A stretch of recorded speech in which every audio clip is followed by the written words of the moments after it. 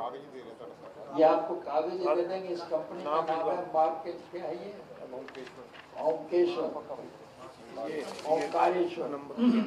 Omkareshwar properties private limited. और इसकी आगे कंपनी है mark build tech properties private limited. इसमें 99.75 कार्तिक के शेयर, 99.7। डायरेक्टर है विनोद शर्मा का बेटा। और इस कंपनी का डायरेक्टर एक तो है विनोद शर्मा का बेटा जिसका नाम है कार्तिकेय शर्मा, और एक मुख्यमंत्री का खास और खास है, उसका नाम तो है सुशील गुप्ता, लेकिन उसको पोपट के नाम से विख्यात है रोहतक। अब उसकी कैसे क्या संबंध है ये जानकारी तो कभी उन्हीं से पूछ लेना, मेरे मुंह से ना कह लो। लेकिन उसको भी उसमें एक डायरेक्टर बनाया हुआ।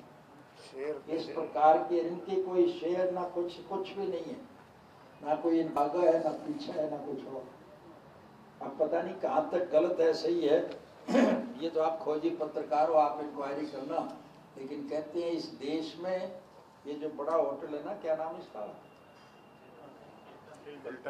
हिल्टन होटल, जितने भी इस देश में हिल्टन होटल हैं, चाहे 25 है या 30 है, वो सारे के सारे विनोद शर्मा के।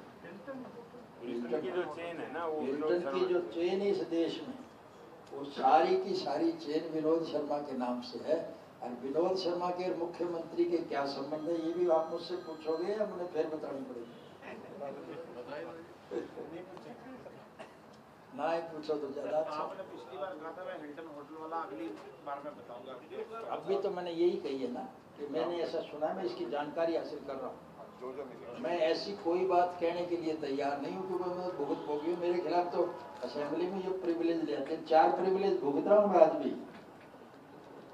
अब है उनमें कतई सच्चाई नहीं, लेकिन इनके पास पावर है। ये निंदा का प्रस्ताव जब चाहे मेरे खिलाफ पास कर देते हैं, जब चाहे मुझे प्रिविलेज कमेटी में रिसीव कर देते हैं। मैंने इनको यहाँ तक भी कह दिया मैं तुम सलाह कर लो, मैं इस्तीफा दे दूं, दूसरे लड़के देख लो, इन पे सहमत नहीं होते। मैंने तो यहाँ तक कह दिया तुम दो या ना दो, अगर तजर्बा ही करना है तो मैं अकेला दे देता हूँ, लड़के देख लो। वीरेंद्र सिंह ने भी एक दफा कहा था मैं यहीं से लड़ूंगा, अस्पताल के सामने लड़ूंगा, मगर इसमें दूर जाने की जरूरत नहीं, तू राज्यसभा से इस्तीफा दे दे, मैं असेंबली से दे देता हूँ, ताजा ही कर लेंगे। इस इंतजार में क्यों रह गए, चुनाव पता नहीं कब हो, हमारी भी इच्छा पूर्ति हो जाए, हम भी रोज खाड़े बैठते, तू भी आ जा।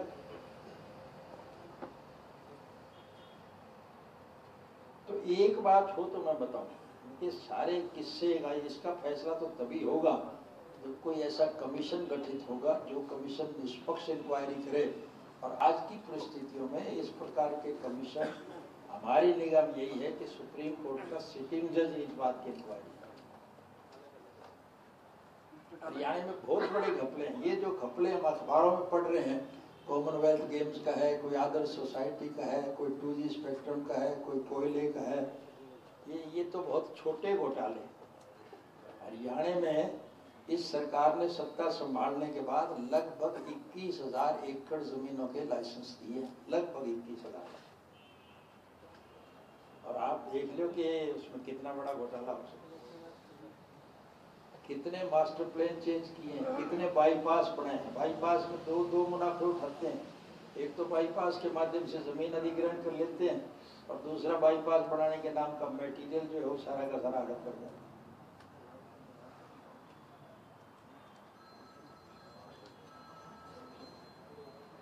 कोर्ट की तरफ से निरंतर इनके खिलाफ स्ट्रिक्चर पास हो रहे हैं। खेतड़ के पावर प्लांट की मशीनरी जो इन्होंने चाइना से खरीदी थी, उस पर सरकार ने पाबंदी लगा दी कि उसकी पेमेंट रोक ली जाए। यमुनानगर थर्मल पावर प्लांट के साथ जो सौदा इन्होंने किया है, हम उसकी जानकारी हासिल कर रहे हैं, उसमें भी बहुत बड़ा हजारों करोड़ का घोटाला हुआ है। एक ऐसी कंपनी के साथ इन्होंने एग्रीमेंट करने की अनुमति दे दी, रिलायंस कंपनी को, जिसके साथ अनुमति के लिए हमारी सरकार के वक्त में भी इन्होंने दरख्वास्त दी थी, हमने मना कर दी। फिर इनकी सरकार बनी, उस कंपनी ने इस सरकार को भी दरख्वास्त दी, इन्होंने खुद रिजेक्ट की, और फिर 15 दिन के बाद उसी से नई दरख्वास्त लेकर के उनको अनुमति प्रदान कर दी।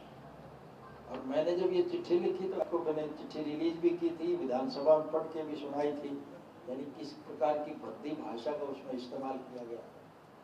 आज तो ये यूं चल रहे हैं जैसे कोई पूछने वाला ही नहीं है, या इन्होंने यूं सोच लिया ऐसा ही एक मुकदमा है, ऐसे 100 मुकदमे हैं, जितना है लूट के खाते चले जाए। यानी लुटेरों का एक गिरोह है जो दोनों हाथों से प्रदेश की दौलत को लूट रहे हैं। अजीब तमाशा तो ये है कि हम जनतांत्रिक तरीके से अगर कोई प्रदर्शन करें, धरना दें, कोई रास्ता रोके, तो हमारे खिलाफ तो मुकदमे दर्ज हो जाते हैं। और आज हरियाणा सरकार के अंदर ऐसे वजीर बैठे हुए हैं जो कातिल भी हैं, डकैत भी हैं, पुलिस को पीटने वाले भी हैं, सुसाइड करने वाले भी हैं, जहर खिलाने वाले भी हैं, वो आज सत्ता के मालिक बने बैठे। हमारे प्रदेश में अगर हम अपने मकान बनाने के लिए, कंस्ट्रक्शन करने के लिए मिट्टी की जरूरत और अपने खेत की मिट्टी उठा के लाए तो हम पे पाबंदी, और ये सारी जमुना का सब कुछ बेच के खा रहे, अरावली पार्टी चौके को बेच के खा रहे। जो पैसा सरकारी कोष में आना चाहिए वो आज लुटेरों की जेब में जा रहा है, तो प्रदेश कैसे चलेगा? प्रदेश के ऊपर निरंतर कर्जे का बोझ बढ़ रहा है। रोज हम अखबारों में पढ़ते हैं हजारों करोड़ का कर्जा रोज लिए जा रहे हैं, कर्जे का कर्जा निरंतर बढ़ता जा रहा है। ये लुटेरे तो लूट के खा जाएंगे, फिर ये कर्जा तो लोगों को अदा करना पड़ेगा। कई बार गवर्नर साहब ने मिलकर ये डिमांड कर चुके हो कि ऐसी जांच कराई जाए सुप्रीम कोर्ट या हाई कोर्ट के जज को या इस गवर्नमेंट को डिस्कस करके विधानसभा की जांच करके अपने जाएगा। गवर्नर साहब ऐसी डिमांड करते करते काफी एक्शन ही नहीं रहे। अरे पूछे गवर्नर साहब रोज कहते हैं, गवर्नर साहब सानू चंगी चाह पिला देंगे, चंगी मिठाई खिला देंगे, आश्वासन दे देंगे असं जरूर करांगे, असं राजी होकर बाहर आ जाते, फिर हम दस देंगे भी गवर्नर साहब ने सानू बड़ा आश्वासन दिया, हम दसियो होती करिए फिर रस्ते जो दस वाले दबाओ अपना ले, वो सानू चाह बड़ी ठुकमी पिला देंगे। ठीक है बढ़िया। अरे पंखे पर शोर हो रहा है, अरे कोई प्रधान जी को कुर्सी दे, इधर